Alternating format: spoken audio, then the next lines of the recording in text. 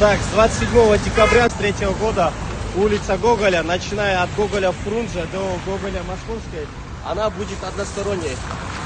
Односторонняя, получается, дорога будет вверх, в сторону мечети. Уже установлены все знаки сотрудниками управления патрульной службы милиции. С завтрашнего дня за данное нарушение, конечно, мы постараемся для начала предупредить водителей, а также передадим через все средства массовой информации.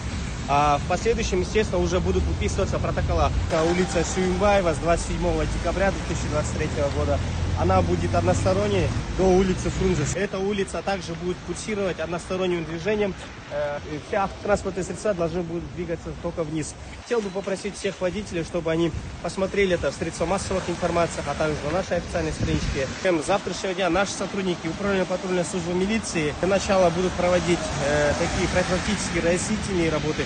В последующем, естественно, мы начнем уже выписывать протокола.